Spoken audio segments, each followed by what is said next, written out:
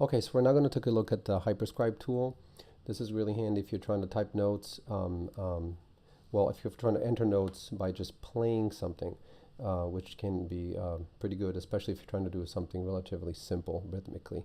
So the first thing we'll do is we'll make sure that our MIDI device set is all up and running. So we'll go to MIDI audio, device setup, MIDI internal speaker setup, and our devices, everything looks good here.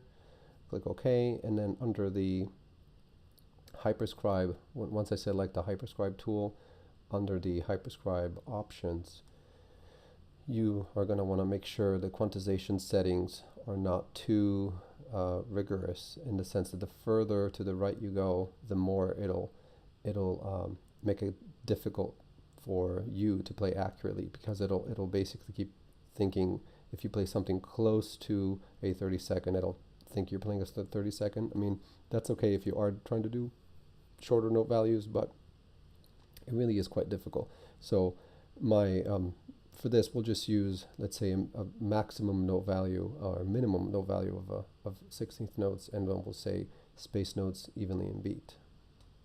And that should do it. Okay, so then when I click, what's going to happen now? It'll play me, it'll give me a metronome click, and then it'll start listening after that. It'll start off by giving me a count in.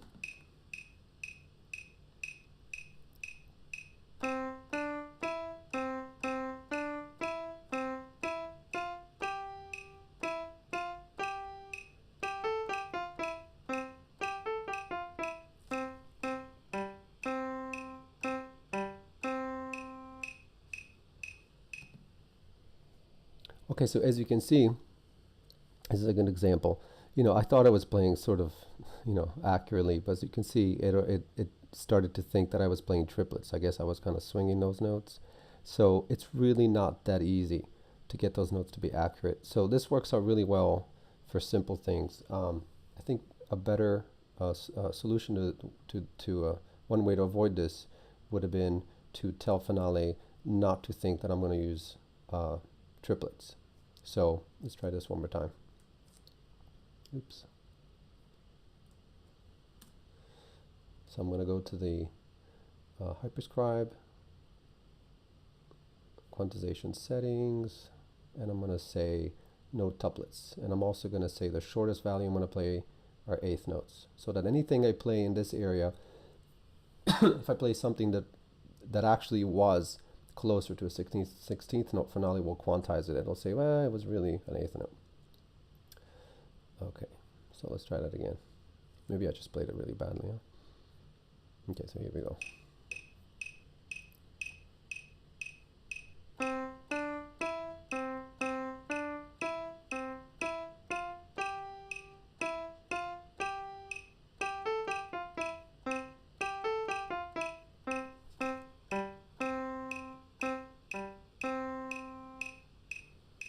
Okay, that's a little better. It did detect that I was playing these notes kind of short. So usually you'll have to go back after the fact and do things like, okay, I really meant for this to be a half note. And you just make corrections that way. Same thing here. Okay, what I'm doing here, let me zoom in a little bit.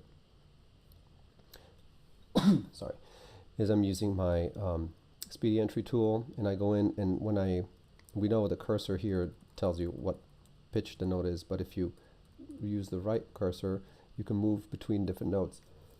And this will allow you to delete a note. And of course, what happens if I delete this eighth note and I just leave it alone? I'll get this, right? Which makes sense because I just pushed this over. So Finale would automatically add the amount of enough rest to fill up the measure. But let me do that again. And what I instead want to do is I want to turn this note into a quarter note. But if I do that, then what's going to happen is I'll create too many notes in the measure, and they won't fit. So what I need to do is I need to delete that eighth note, and then without getting out of the tool, select that note and press 5. And what happens is this is not actually going to change the note. It's only going to change the note value. So delete 5, delete 5, delete 5, and so on. Okay, so I don't know if you noticed what I just did there. And then the notes were kind of shuffled around and kind of crunched together on one side. A lot of times I'll just take a measure and I push it down, put it back, and Finale will automatically refresh the layout. And so that seems to do the trick. Okay, excellent.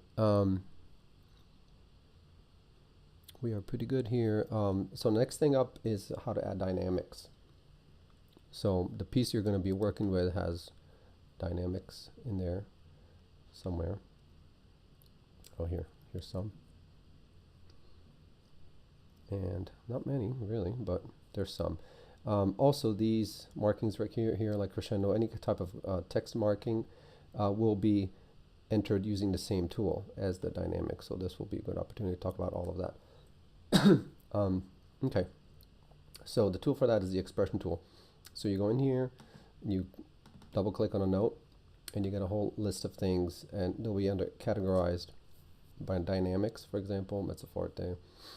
And then there also will be other categories such as tempo marks, and then tempo alterations, vibrato, and any of these categories.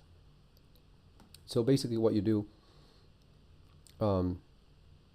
is just choose a category that looks the closest to what you're trying to do. So let's say you want to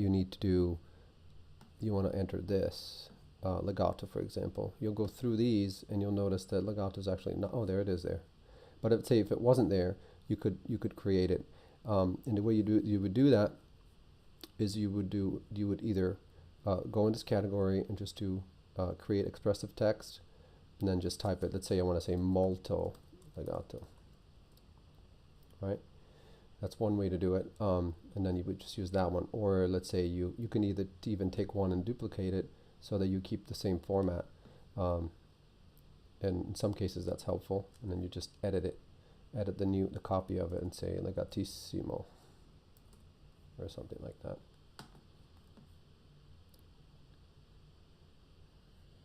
Okay, so that's that. Right, now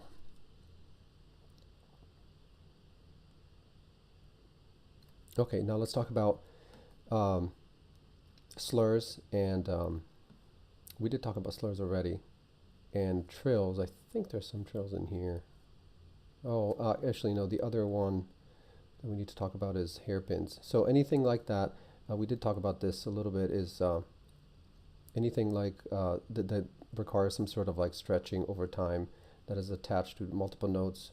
And so either hairpins, slurs, as well as trills, and any kind of line you want to add somewhere, like a pedal line, a pedal marking has a line that extends through. It'll be created using this tool, the Smart Shape tool. So here you have, when you click on this, you get slurs, which you can click and drag over. You have to make sure you select a note, and then you'll get these handles where you can make fine adjustments. Sometimes these get crushed together like that, and you don't want that, so you can just move it around. Also trails, you just click on trail, double click and drag while you hold down. Sorry, I'm coughing a lot today. So that's pretty handy. And a top assign, same thing. So any of those will extend, and it will move intelligently. So let's say that I take this measure and I move it all the way down, it'll automatically resize it. It'll even add this symbol in parentheses to remind the reader of what's happening there. So that's all pretty straightforward. I'm trying to make sure I talk about everything I need to talk about. Oh, hairpins, right? That's just another way, diminuendo. It's another one of those. So double click, hold down, and so on. There we go. Okay, so that's pretty simple. As far as tuplets go, if you're entering simple triplets, you could use this, the simple entry tool. Just say that you want the quarter note triplets. You select the quarter note value, and you make sure triplet is checked and nothing else, because things will stay checked once you check them. And let's say I have C's that are quarter note triplets. I'll get that. Now this works well as long as you're using triplets. Now if you're going to do anything else other than triplets, let's say you want a quintuplet. There's two ways to do this. In the fastest way is using the Speedy Entry tool. Let's say you want a quintuplet, 16th note quintuplet. Then what you would do is, so you start from C, you put the cursor on C, press Option 5, and you'll see the little 5 appears here. What Finale is going to do now is whatever note value you enter, it'll expect 5 of those in a row, and it'll treat it as a tuplet. So, for example, C, C, right? Of course, what just happened now is that I have the keyboard set up for you. So let me do that again, now that I unchecked that. So I have Option 5. Sorry.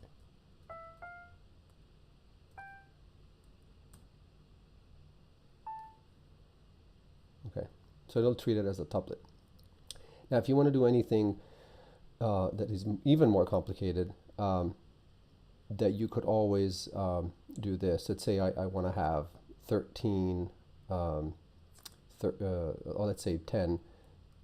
Can I even type 10 here? Yeah, you can't really type 10. I think the maximum would be 9. So if you want to do something like 10 in one beat, then you would do, what I usually do is I just enter a 16th note. That's my starting point. I just go out of the measure. So I let Finale do its thing here. Now it's adding rests. Then I go to the tuplet tool. Then I select the tuplet tool, click on the starting note, and I say, okay, I want 10 16th notes in the space of, let's say, 8. Okay, so you have to calculate however you want to do this, and there's some options here that you can choose. And so now it'll resize things, and then when you go back and type, you can just delete everything, and now go C, D, E, F, G.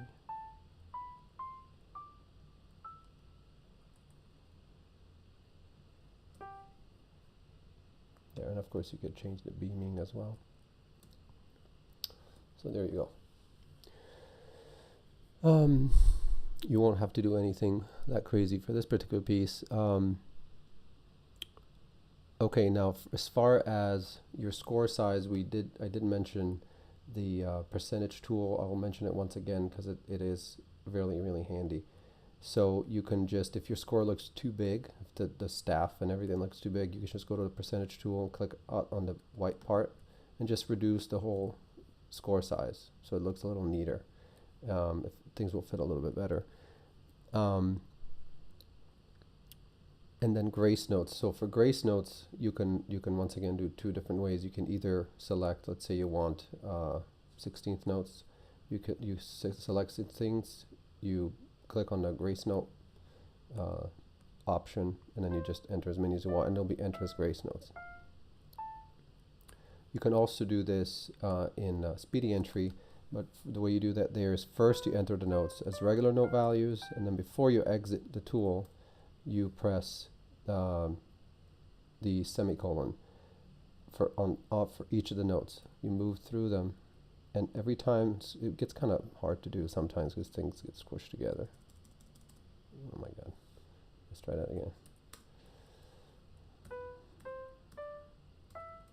Maybe I'll start from the back. So I'll go 6. And then they all kind of get squished. It's kind of annoying. Okay, so then you can go back and beam. There you go. So that's how that is.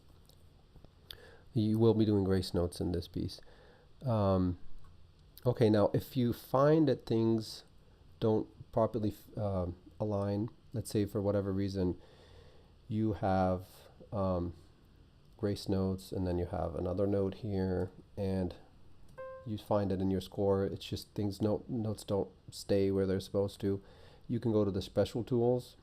First, always make sure before you do any of that you update layout to make sure that everything is kind of moved where it's going to go. Otherwise it'll move afterwards. And if you want to do fine adjustments, once your score is all set up with the right number of measures per system and all that, you go to special tools and just click on the very first option, which all it does is it allows you to move individual notes.